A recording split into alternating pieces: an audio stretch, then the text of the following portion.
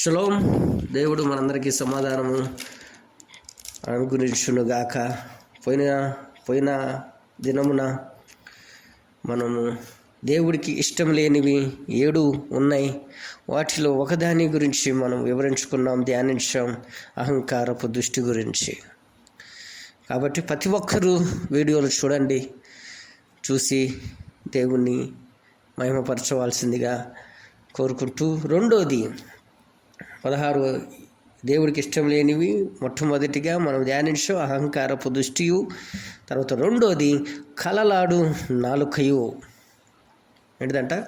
కలలాడు నాలుకయు. ఈ నాలుక గురించి మనం ధ్యానిద్దాం. అట్లనే సామెతలు 7వ అధ్యాయము 13వ వచనము. అది వానిని పట్టుకొని ముద్దు పెట్టుకొనిను, సిగ్గుమాలిన ముఖము పెట్టుకొని, ఇంటనే సమాధాన బలులను నేను అర్పింపవలసి ఉంటిని.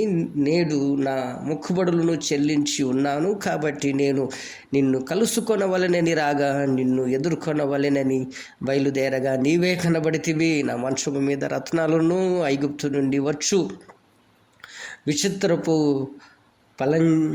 పనిగల నార దుప్పటియు నేను పరిచి ఉన్నాను. నా పరుపు మీదను బోలమును అగరును కారపు చెక్కయు చల్లి ఉన్నాను. ఉదయం వరకు వలపుదీర తృప్తి పొందుదాము రమ్ము. పరసన నా మోహము చేత చాలా సంతృష్టి నొందుదాము రమ్ము అని. పురుషుడు ఇంట లేడు, దూర ప్రయాణం వెళ్ళి ఉన్నాడు. అతడు సొమ్ము సంచి చేత పట్టుకొని పోయి పున్నమ నాటి వరకు తిరిగి రాడు అనెను. అది తన అధికమైన లాలల మాటల చేత వానిని లోపరుచు కొనెను. తాను పలికిన ఇచ్చకపు మాటల చేత వాణ్ణి ఈడ్చుకొని పోయెను. ఈ మాట యవనస్తులకు. ఈ వాక్యము కలలాడు నాలుక అని మనం ధ్యానించే విధానంలో యవనస్తులకు బహు హెచ్చరికమైన వాక్యము. కాబట్టి ఎవరెవరైతే మనం కలకలలాడు నాలుకనంగా లేనిపోయిన వాటిని చెప్తూ, మనుషులను మాయపుచ్చుకుంటూ, మనుషులను చెడగొడుతూ, మనుషులను, దేవుని బిడ్డలను తప్పుదారిలోకి నడిపిస్తూ, వాళ్ళకి నిద్ర పట్టకుండా చేస్తూ, అనేకమైన మాయమాటల చేత మనుషులు లోపరుచుకునే వాళ్ళు ఉన్నారు. వాళ్ళలో ఒకటి ఒక స్త్రీ లేదా ఒక పురుషుడు. వీళ్ళిద్దరి మధ్యలో జరుగుతున్న సంభాషణ కాస్త మనిషికి నిద్ర పట్టకుండా చేస్తాయి. ఏంటి అవి? పాపిష్టి మాటలు, పాపిష్టి మాటలు, పాపిష్టి ప్రవర్తన. పాపిష్టి మాటల చేత మనిషినికి నిద్ర పట్టకుండా చేస్తాయి, మనిషిని నిలబడకుండా చేస్తాయి, అభివృద్ధిని లేకుండా చేస్తాయి, మనిషిని తప్పుడు దారిలో నడిపించే విధానంగా చేస్తాయి. ఏ విషయంలోనైనా మనిషి తప్పించుకోగలుగుతాడు, కానీ ఒక స్త్రీ మాటలకు కానీ, పురుషుడు మాటలకు కానీ ఏ స్త్రీ కూడా తప్పించుకోలేదు, ఏ పురుషుడు కూడా తప్పించుకోలేడు. ఎందుకని? అంత కలలాడు నాలుక అంటే లేనిపోయిన వాటి చెప్పే విషయంలో, మనిషిని ఉప్పొంగే విషయంలో చేస్తాయి, మనిషిని చెడగొట్టే విధానంగా చేస్తాయి. ఒక యథార్థవంతుడు యథార్థంగా మాట్లాడినప్పుడు వాడికి నొచ్చుకుంటుంది. ఎందుకని? ఉన్నది ఉన్నట్టుగా మాట్లాడతాడు కాబట్టి, ఉన్నది ఉన్నట్టుగా బోధిస్తాడు కాబట్టి. ఉన్నది ఉన్నట్టుగా మాట్లాడినప్పుడు అది నీకు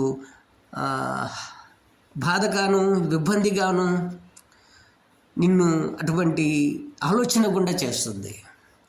ఎప్పుడైతే ఒక మనిషిని లాలల మాటల చేత, లేనిపోయిన మాటల చేత ఒక మనిషిని ఉప్పొంగే విధానంగా చేస్తాయి, వాడి ఉన్న స్థితిలో నుంచి ఇంకొంచెం వాడి హృదయాన్ని ఉప్పొంగిచ్చే విధానంగా చేస్తాయి, వాడి స్థితిగతులను మర్చిపోయే విధానంగా చేస్తాయి.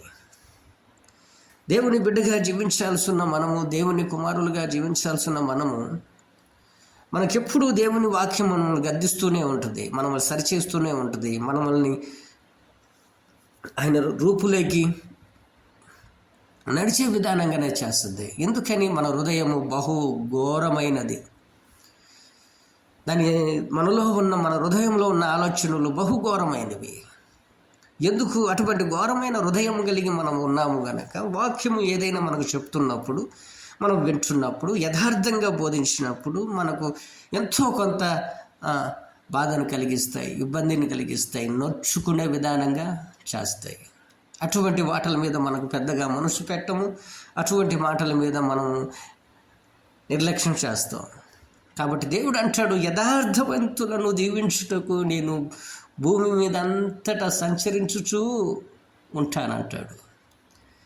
కానీ ఈ లేనిపోయిన మాటలు మనుషులను మబ్బపెట్టి మనుషులను చెడగొట్టే మాటలు మన జీవితానికి అంత మంచిది కాదు.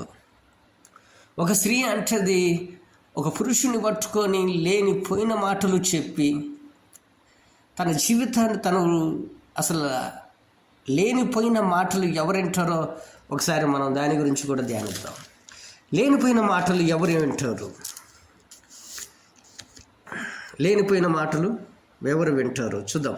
7వ అధ్యాయం, సామెతలు 7వ అధ్యాయము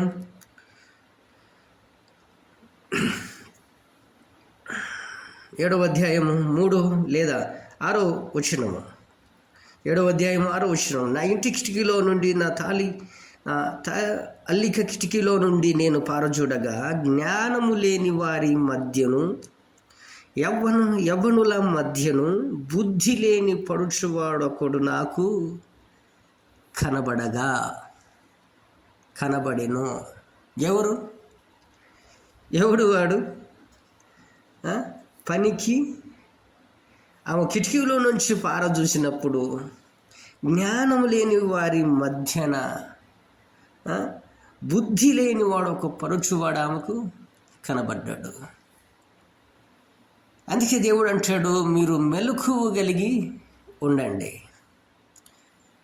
నువ్వు ఎక్కడ నివసిస్తున్నావో, నువ్వు ఎక్కడ కూర్చుంటున్నావో, నువ్వు ఎవరితో మాట్లాడుతున్నావో, నువ్వు ఎటువంటి ప్రవర్తన కలిగి ఉన్నావో, ఎదుటి వాళ్ళు నిన్ను చూసినప్పుడు ఈజీగా నిన్ను కనిపెట్టేయగలరు నువ్వు ఎటువంటి వాడివో అని. నీ మాటలను బట్టి, నీ ప్రవర్తనను బట్టి, నువ్వు తిరిగే స్నేహితుల మధ్య కానీ నువ్వు ఎటువంటి స్నేహం చేస్తున్నావో, ఎవరితో స్నేహం చేస్తున్నావో ఈజీగా ఇతరులు కనిపెట్టేస్తారు. మనం అనుకుంటాము మనం చేసే పనులు ఎవరికి తెలియదని, మనం తిరిగే స్నేహితులందరూ కూడా మంచివారే అని, లేదా మనం కూర్చున్న చోటు మంచిదేనని ఎవరికి తెలియదు అనుకుంటాం. కానీ నిన్ను చూస్తున్న వారు నిన్ను గమనిస్తూనే ఉంటారు. ఆ పరస్త్రీ కాస్త కిటికీల నుంచి చూసినప్పుడు ఒక బుద్ధి లేని వాడు ఒకడు కనబడ్డాడు. ఎవరితో? జ్ఞానం లేని వాళ్ళ మధ్య నువ్వు కూర్చోవటం వల్ల, జ్ఞానం లేని వారి మధ్య కూర్చున్నాడు, బుద్ధి లేని వాళ్ళ మధ్య సంభాషణ చేస్తున్నాడు. ఆమెకు ఒకడు కనబడ్డాడు. ఆ కనబడ్డవాడికి లేనిపోయిన మాటలు చెప్పి వాడిని ఎలా తప్పుడు దారిలోకి, పాపమనే ఊబిలోకి ఎలాగైతే వాడిని నడిపించుకుంటూ వెళ్ళిందో ఇంకా మనం చదువుదాం. 8 సంధ్య వేళ పొద్దుగూకినంత తర్వాత చిమ్మ చీకటి రాత్రి వేళ వాడు జారశ్రీ సందు దగ్గర వీధిలో తిరుగుచుండి దాని ఇంట మార్గమున నడుచుచుండువాడు ఎవడు? బుద్ధి లేనివాడు, జ్ఞానము లేనివాడు.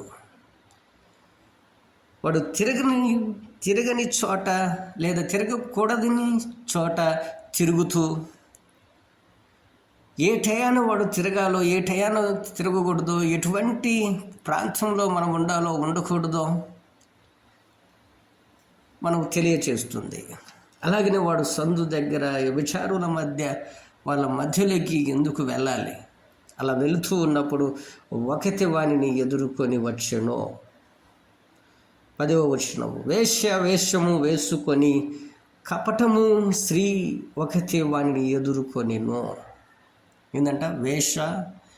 వేషము వేసుకొని. ప్రియ సహోదరుడా, సహోదరులారా, ప్రియ తమ్ముడు, చెల్లి, మనం ఎక్కడ తిరుగుతున్నామో, ఎక్కడ నివసిస్తున్నామో, ఎటువంటి వారితో స్నేహం చేస్తున్నామో, ఎటువంటి వారితో మనం మాట్లాడుతున్నామో, ఎటువంటి మాటలు మనం పలుకుతున్నామో అన్నిటిని బట్టి బహు జాగ్రత్త కలిగి ఉండాలి. ఎందుకని నిన్ను పాడు చేయగలిగింది, నిన్ను దేవునికి దూరం చేయగలిగింది నీ సహవాసము. నువ్వు ఎప్పుడైతే ఎవరితో స్నేహం చేస్తావో, ఎవరితో నివసిస్తావో బహు జాగ్రత్త కలిగి ఉండాలి. నువ్వు తిరిగే ప్రాంతం కానీ, నువ్వు నివసించే ప్రాంతం కానీ చూసుకోవాలి. అలా చూసుకున్నట్లయితే నీ జీవితం బహు దేవునికి దగ్గరగా జీవింపజేస్తుంది. ఈ లోకం మాలిన్యం విషయంలో ఒకవేళ నువ్వు అటువంటి లోకం మాలిన్యం విషయం అంటే నువ్వు పాపిష్టి వాళ్ళతో తిరిగినట్లయితే నువ్వు పాపంలో పట్టబడతావు. లేదు, నువ్వు దేవుని బిడ్డలుగా నువ్వు జీవిస్తున్నట్లయితే, దేవుని బిడ్డలతో నువ్వు సహవాసం చేసినట్లయితే నువ్వు దేవునికి బహు దగ్గరగా జీవిస్తావు. ఎందుకని నువ్వు పొద్దున్న లేస్తే మాట్లాడే ప్రతి మాట, చెప్పే ప్రతి మాట, ఎక్కడ ఉన్నా ఎక్కడ తిరిగినా ఎటువంటి ఉన్న మంచి మాటలు, ఆత్మీయమైన మాటలు, మనం పలికే ప్రతి ఒక్కరిని మంచి చూడటము, మంచిగా ఆలోచన చేయటము, మంచిగా ఏదైతే చూస్తున్నామో వాటన్నిటిని కూడా మనల్ని పరిశుద్ధపరుస్తాయి. మంచి దాని మీద మనం మనసు పెట్టినట్లయితే మన జీవితము, మన హృదయము దేవునికి బహు దగ్గరగా చేరుస్తాయి. కానీ ఎప్పుడైతే మనము చెడ్డ తలంపులతో, చెడ్డ ఆలోచనలతో, చెడ్డ స్నేహితులతో ఉదయం నుంచి సాయంత్రం వరకు మనం ఎవరితో నివసిస్తున్నామో, ఎవరితో ఉంటున్నామో, ఎటువంటి మాటలు తిరిగి మనం కలిగి ఉంటున్నామో మనం గమనించుకున్నట్లయితే దేవునికి ఎంతగా మనం దూరంగా జీవిస్తున్నామో మనకు తెలియజేస్తుంది. సపోజ్ ఇప్పుడు మనం అనుకుంటాము మన చేతిలోనే సెల్ ఫోన్ ఉంటుంది. ఈ సెల్ ఫోన్ ఏం చేస్తుందో, నువ్వు వేటినైతే మంచి వాటిని చూస్తావో అవే నీకు ముందుగా కనపడతాయి. అవే నీకు ఆ సెల్ ఆన్ చేసిన ఎమ్మటి కూడా ఏటినైతే చూస్తున్నావో వాటన్నిటినీ నీకు ముందుగానే తెలియజేస్తుంది. నువ్వు వేటినైతే చూడకూడని వాటిని చూస్తున్నావో, వినకూడని వాటిని వింటున్నావో వాటిని మళ్ళీ నీ దగ్గర ఏదైతే సెల్ ఫోన్ ఓపెన్ చేయగలన, యూట్యూబ్ కావచ్చు, ఫేస్బుక్ కావచ్చు, అనేక యాప్లు కావచ్చు, ఏ యాప్ అయినా సరే నువ్వు ఏదైతే ఎక్కువగా చూస్తున్నావో, ఎక్కువగా వింటున్నావో అవే నీకు కనపడతాయి, అవే నీకు ముందుగానే తెలియచేస్తాయి. ఒకవేళ నువ్వు దేవుని మాటలు కానీ, వాక్యాన్ని కానీ నువ్వు వింటున్నట్లయితే వాక్యమే నీకు ముందుగానే కనిపిస్తుంది, వినిపిస్తుంది, నిన్ను తప్పుడు దారిలోకి నడిపించకుండా చేస్తుంది. కాబట్టి సెల్ ఫోన్లోనే మనకు అర్థమవుతుంది ఏటినైతే మనం కోరుకుంటామో వాటినే అనుగ్రహించబడుతుంది. కాబట్టి దేవుని విషయంలో కూడా మనం ఎంతగా అయితే దేవుని మనం మనసులో ముద్రించుకుంటామో, మన మైండ్లో, ఆలోచనలో వాక్యాన్ని ఎంతగా అయితే మనం కోరుకుంటామో మనల్ని అంత పరిశుద్ధునిగా చేస్తుంది. నువ్వు ఎంతగా అయితే చెడ్డ మాటలు పలుకుతావో నిన్ను అంత అపవిత్రునిగా చేసి పడేస్తుంది. కాబట్టి మనము జీవించే ఈ జీవితం, ఈ ఒక్క జీవితంలో దేవునికి బహు దగ్గరగా జీవించాలంటే మనం మంచి వాటిని కోరుకుందాం. రైట్, ముందుకు చదువుకుంటూ వెళ్దాం. 12, 11 అది బొబ్బలు పెట్టుచున్నది, స్వేచ్ఛగా తిరుగుచున్నది, పాదములు దాని ఇంట నిలవవో. ఎవరంట? వ్యభిచారము చేసే స్త్రీకి ఇంట పాదములు నిలవవు. ఎప్పుడు చూసిన రోడ్ల మీదనో, ఎప్పుడు చూసిన తిరగకూడని వాటిని తిరుగుతూ, మాట్లాడిన వాళ్ళతో మాట్లాడుతూ ఉండే వ్యక్తులను చూసి గమనించవచ్చు ఎటువంటి వారు అని. ఎప్పుడు చూసిన ఇంట్లో నీ పాదము నిలబడట్లేదా? అటైతే నువ్వు స్వేచ్ఛగా తిరిగే దానవు, వాడవు. దేవుడు అంటున్నాడు, ఈ వాక్యం వింటున్న ప్రతి ఒక్కరిని హెచ్చరించేలాగునా చేస్తుంది. నువ్వు దేవుని వాక్యం వింటున్నప్పుడు ఎప్పుడు చూసినా నిన్ను హెచ్చరిస్తుంది, నిన్ను సరిచేస్తుంది, నిన్ను బాగు చేస్తుంది. కాబట్టి మనం వాక్యం మీద శ్రద్ధ నిలుపుతాం. 13 అది వానిని పట్టుకొని ముద్దు పెట్టుకొనిను, సిగ్గుమాలిన ముఖము పెట్టుకొని ఇంట్లనెను సమాధాన బలులను నేను అర్పింపవలసి ఉంటిని. నేడు నా మొక్కుబడులు చెల్లించి ఉన్నాను, కాబట్టి నేను నిన్ను కలుసుకొనవలెనని రాగా నువ్వే ఎదుర్కొనవలెనని బయలుదేరి నీవే కనబడితివి. ఏందంట? లేనిపోయిన మాటలు కల్పించి ఒక బుద్ధి లేని వాడిని, జ్ఞానం లేని వాడిని పట్టుకొని తన ఇంటికి పాపము చేయమని ఒక స్త్రీ ఒకరిని ఈడ్చుకొని పోతుందండి. ఎలా ఈడ్చుకొని పోతుందో అది కూడా మనం ఇంకా కింద చదువుదాం. 22 వెంటనే పశువు వద్దకు పోవునట్లు, లేదా 20 అతడును సొమ్ము సంచి చేత పట్టుకొని రైట్ వదిలేసేయండి. ఇంకా కింద చదువుదాం. 22 వచ్చిన వెంటనే పశువు వద్దకు పోవునట్లు పరుల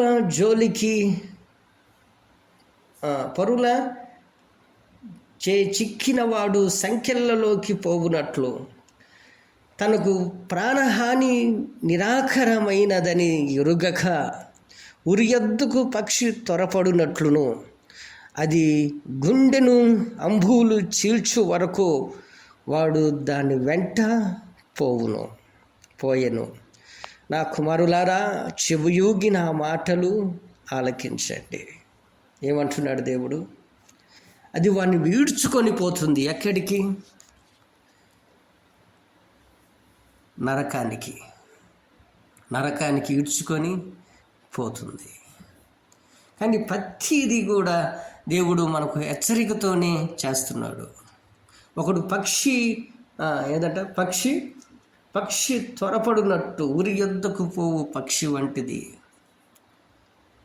అనేక విధాలుగా మనం మాటలు విన్నట్లయితే, లేనిపోయిన మాటలు మనం విన్నట్లయితే ఎంత ఒక స్త్రీ వల్ల, ఒక పురుషుడు వల్ల ఎంత అపాయాన్ని లేదా ఎంత ఘోరమైన జీవితాన్ని మనం జీవిస్తామో, ఎంత నష్టపోతామో. అంతేకాదండి, మనం సంపాదించే సంపాదన అంతా కూడా మనం మన ఇంటికి కానీ అది మన ఇంటి దాకా రాదు. ఆ మాట కూడా మనం చూద్దాం. జ్ఞానము ఆ మాట కూడా మనం చదువుదాం. సమాధాన బలులను అర్పించిన తర్వాత 17 నా పరుపు మీద కొంచెం ముందుకు వెళ్ళి ఇంకా కొంచెం ధ్యానించి దేవుడు ఒకవేళ మనము అటువంటి స్త్రీకి మనము ఆమెతో సహవాసం చేసిన అటువంటి జీవితాన్ని మనం జీవించిన మన జీవితం ఎలా తల్లకిందులుగా ఉంటుందో మనం చదువుదాం. సామెతలు 5వ అధ్యాయము 3వ వచనం. జారశ్రీ పెదవుల నుండి తేనె కారును, దాని నోటి మాటలు నూనె కంటెను నూనెపైనవి. దాని వలన కలుగు ఫలము మూసిని పండంత చేదు. అది 2 అంచుల గల్లి కత్తిగల పదునైనది. దాని నడతలను మరణమునకు దిగుటకు దారి తీయును. దాని అడుగులు పాతాళమునకు చక్కగా చేరును. అది జీవ మార్గమును ఏమాత్రము విచారింపదు. దానికి తెలియకుండానే దాని పాదములు అటు ఇటు తిరుగును. నా కుమారుడా, నా మాట ఆలకించి చెప్పు, ఉపదేశము తొలగకుడి. జారశ్రీ నుండి ఛాయక పోక మార్గమున దానికి దూరముగా చేసుకొను. దాని ఇంటి వాకిట దగ్గరకు వెళ్ళకము. వెళ్ళిన ఎడల పరులకు నీ యవ్వన కాలమును, కూరులకు నీ జీవిత కాలమును ఇచ్చివేద్దువు. నీ ఆస్తి వలన పరులు తృప్తి పొందుదురు. నీ కష్టాజీతము అన్యుల ఇల్లు చేరును. తుదకు నీ మాంసము నీ శరీరమును తినికేరించినప్పుడు. ఏందంట? నువ్వు సంపాదించే సంపాదన కావచ్చు, నువ్వు చేసే కష్టాజీతము కావచ్చు, నువ్వు ఎక్కడైతే నెలంతా సంపాదిస్తావో ఆ నెలంతా సంపాదన నీ ఇంటికి కూడా రాదు. ఎందుకని? దానిలో అంత భయంకరమైన వాతావరణాన్ని మన గృహంలో, మన కుటుంబంలో తెలియచేస్తుంది. అలాగనే కాదు, దాని పెదవులు తేనె కంటే తేనె కారుతున్నది. ఇంత స్పష్టంగా దేవుడు మనతో మాట్లాడుతున్నప్పుడు, మనతో బోధిస్తూ ఉన్నప్పుడు ఆ కింద మాట చదువుదాము. అయ్యో, ఉపదేశము నేను ఎట్లు తోసివేసి తిని, నా హృదయపు గద్దింపు నేను ఎట్లు తుణీకరించదును, నా బోధకుల మాట నేను ఎట్లు వినకపోతిని, నా ఉపదేశకుల నేను చెవి యోగట్లా లేదు. నేను సమాజ సంఘముల మధ్య నుండి ప్రతి విధమైన దోషములలో లోబడుటకు కొంచెము ఎడమాయను అని నీవో చెప్పుకొనుచు మూలుగుచుందువో. ఏందట, అంతా అయిపోయిన తర్వాత నీ జీవితం అంతా తలకిందులుగా మారినాక, అయ్యో ప్రతిరోజు వాక్యం వింటున్నాను, దేవుడు మాట్లాడుతూ ఉన్నాడు, నువ్వు అటువంటి స్త్రీల యొద్దకు పోవాకు, అటువంటి పురుషుల యొద్దకు పోవాకు. నువ్వు పోయినట్లయితే నీ జీవిత కాలం అంతా నువ్వు సంపాదించిందంతా కూడా ఖర్చు పెట్టేస్తావు. అది నీ ఇంటి దాకా కూడా చేరదు. అది ఇతరులకు వెళ్ళిపోతుంది. నీ యవ్వన కాల బలము అది క్షీణించిపోతుంది. ఏంటంట, బలాన్ని పోగొట్టుకొని, ధనాన్ని పోగొట్టుకొని, కుటుంబాన్ని రోడ్డున పడేసి, కుటుంబాన్ని కూడా రోడ్డున పడేసే మాటలు ఏమైనా ఉన్నాయంటే ఏం మాటలు? లాలన మాటలు, లేనిపోయిన మాటలు మన జీవితాన్ని తల్లకిందులుగా చేసి పడేస్తాయి. కాబట్టి ప్రతిరోజు దేవుని దగ్గర కూర్చుందాం, ఆయన మాటలు విందాం. ఆయన ఏదైతే మనకు యథార్థమైన మాటలు మనకు బోధిస్తున్నాడో, మన పక్కింట్లో కావచ్చు, లేదా ఎదురింట్లో కావచ్చు, పక్కింటి కావచ్చు, లేదా పనుల దగ్గర కావచ్చు, ఉద్యోగం చేసే కావడ కావచ్చు, అనేక చోట్ల ఇటువంటి స్త్రీలు, పురుషులు మనకు ఎదురుపడుతూనే ఉంటారు. వాళ్ళ నుంచి మనం కాపాడుకోవాలంటే దేవుని దగ్గర మనం కూర్చొని దేవుని పరిశుద్ధ గ్రంథాన్ని ధ్యానించటము బహు ఆశీర్వాదము, బహు ధన్యత. ఎందుకని, నువ్వు ఎప్పుడైతే నువ్వు బైబిల్ని ధ్యానించుకుంటూ ఇతరులకు ఇవ్వాల్సిన సమయాన్ని మనం పరిశుద్ధ గ్రంథానికి ఇచ్చి ధ్యానించినట్లయితే ఈ సమయాల్లో నిన్ను నువ్వు కాపాడుకోవాలో నీకు తెలియచేస్తుంది. కాబట్టి ప్రతి ఒక్కరూ ఈ లేనిపోయిన మాటలను విడిచిపెడదాం, దేవునికి బహు దగ్గరగా జీవిద్దాం. ఇటువంటి వాళ్ళ గురించే కాదు, బోధకుల గురించి కూడా మనం కొన్ని మాటలు మనం మాట్లాడుకొని ముగించుకుందాం. అలాగే అపోస్తుల కార్యములు 8వ అధ్యాయము 9వ వచనము. సీమోను అను ఒక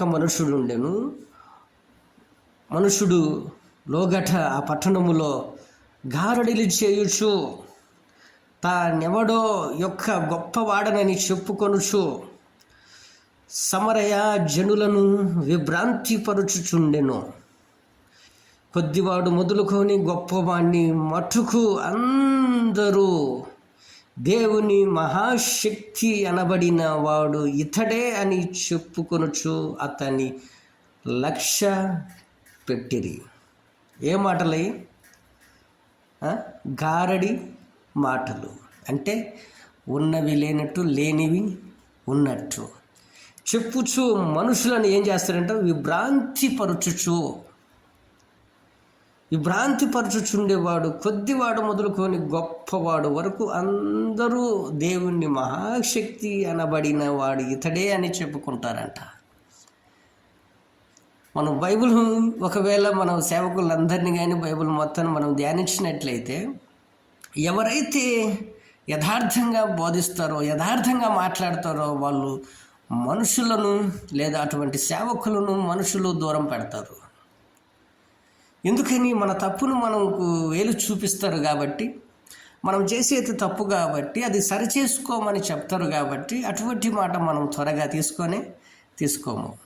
కానీ ఈ సీమోను గారడీలు చేస్తుంటాడు, లేనిపోయిన వాటిని సృష్టిస్తూ జనాలకి విభ్రాంతిపరిచే, ఆశ్చర్యం కలిగించే వాటిని చేస్తూ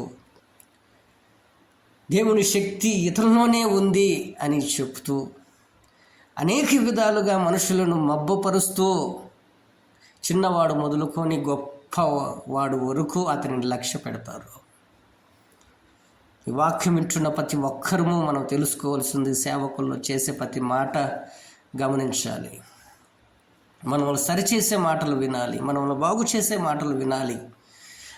మనం ఎప్పుడు చూసినా ఆశీర్వాదాలు, ఎప్పుడు చూసినా డబ్బు, ఎప్పుడు చూసినా సంతోషపెట్టే మాటలు, ఎప్పుడు చూసినా మనకు ఆనందించే మాటలే కాదు, మనల్ని హృదయాన్ని సరిచేసే మాటలు. మనం మొదటిగా చెప్పుకున్నట్టు ఈ హృదయము బహు ఘోరమైనది. నీ తలంపులు బహు చెడ్డ తలంపులు, నీ ఆలోచన బహు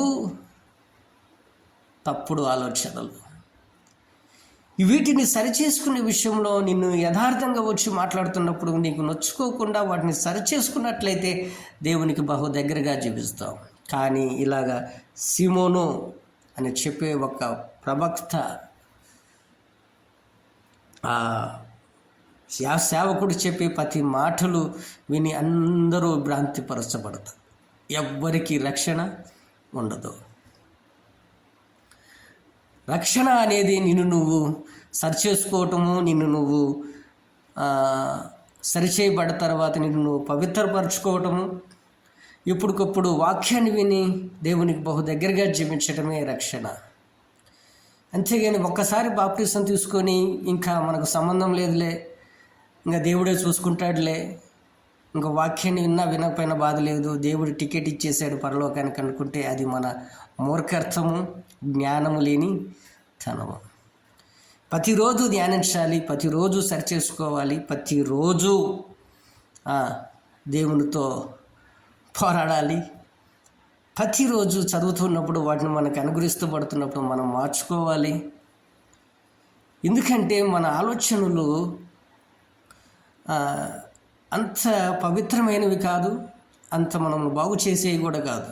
మన ఆలోచనలు ఇతరులను బాధ పెట్టేవి, మన కుటుంబాలను రోడ్డు మీదకి విడిచేయి, మన బిడ్డల జీవితాన్ని నాశనం చేసేవి అనేకంగా మనం చూస్తూ ఉన్నాం. కాబట్టి ఇటువంటి బోధకుల నుంచి మనం విడిపించబడదాం.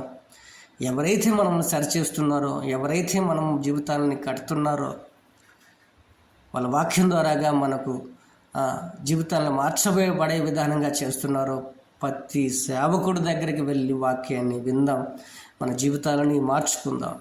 అలాగే ఈ పాపిష్టైన స్త్రీలు ఎక్కడైతే ఉంటున్నారో వాళ్ళ మధ్యకి వెళ్ళకుండా మనం కాపాడుకుందాం. ప్రార్థిద్దాం. ఈ వాక్యం అనేక మందికి దీవెనకరంగా ఉండాలి, మార్చబడాలి. ప్రతి ఇంటిలో విన్న ప్రతి ఒక్కరూ మార్చి దేవునికి మహిమకరంగా జీవించాలి. ప్రార్థిద్దాం. మహాపరిశుద్ధమైన ప్రేమగల మా తండ్రి, నాయన అయా, లాలన మాటలతో నాయన మనుషులను లోపరుచుకునేవారు ప్రభువా, ఈరోజు వాటి గురించి మేము ధ్యానించాం నాయన. అటువంటి మాటలు మేము విన్నప్పుడు ప్రభువా బహు జాగ్రత్త కలిగి బహుగా జాగ్రత్త పడే మనసు నాయన మాకు అనుగ్రహించండి అయ్యా. ఎవరి మధ్యన ఉంటున్నామో, ఎవరితో సహవాసం చేస్తున్నామో, ఎవరితో నాయన మాట్లాడుతున్నామో, ఎక్కడ నివసిస్తున్నామో, ఎక్కడ తిరుగుతున్నామో, ఎవరితో మాట్లాడుతున్నాము అయ్యా, వీటన్నిటిని మమ్మల్ని మేము బహుగా నాయన జాగ్రత్త పడే మనసు మాకు అనుగ్రహించండి. మేము ప్రవర్తించే ప్రతి మాట కావచ్చు, నడక కావచ్చు, చేతుల విషయంలో కావచ్చు, ఉండే చోటు కావచ్చు, ప్రతి ఒక్కటి నాయన మమ్మల్ని మంచి దారిలో నడిపించాలా లేదా దేవునికి దూరంగా నడిపించాలా, ఈ రెండే ప్రభువా మా జీవితాన్ని డిసైడ్ చేస్తుంది. ప్రభువా ఈరోజు నాయన మేము ఇక నుంచి ప్రభువా నీ మాటలు వింటూ అయ్యా పాపిష్టి వాటి నుంచి విడుదల పొంది నాయన ఇక మీదట ప్రభువా మేమందరము నాయన నీ బిడ్డలుగా జీవించే భాగ్యము నాయన మాకు అనుగ్రహించమని, వాక్యం వింటున్న ప్రతి ఒక్కరికి నాయన దయచేయమని. అలాగే నాయన లానల మాటలతో మనుషులను మబ్బపెట్టేవారు బోధకులు, వాళ్ళ మధ్య నుంచి మమ్మల్ని విడిపించమని, నీ కృప, నీ కనికరము నాయన మా మీద ఉంచి మంచి సేవకులను నాయన పంపించి మమ్మల్ని సరిచేసి ఈ జీవితాన్ని నాయన, మిగతా కలిగిన జీవితాన్ని నీ సాక్షిగా, నీ బిడ్డగా ఈ లోకంలో ఉన్నంత వరకు నాయన జీవించలాగున సహాయము దయచేయమని, సమస్త మహిమ, ఘనత, ప్రభావాలు మీరు మాత్రమే పొందుకోమని యేసయ్య పరిశుద్ధ నామంలో వేడుకుంటున్నాము తండ్రి. ఆమేన్. ఎవరైతే ఈ వాక్యాన్ని వింటున్నారో, ఎవరైతే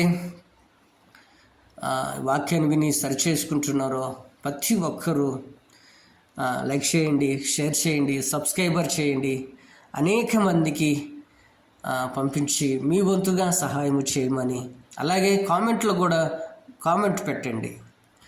మీకు నిజంగానే దేవుడు మీతో మాట్లాడుతున్నాడు, వాక్యం మీకు అర్థమయ్యే విధానంగా ఉంటుంది అని మీకు అనిపించినట్లయితే కామెంట్లో పెట్టి, లేదు కొన్ని విధాలుగా ఒకవేళ తప్పుగా నేను వివరించినట్లయితే కామెంట్ చేయండి, నన్ను కూడా సరిచేయండి. మనం అందరం దేవునికి దగ్గరగా జీవిద్దాం. షలోమ్. దేవునికి మహిమ కలుగునుగాక. ఆమేన్.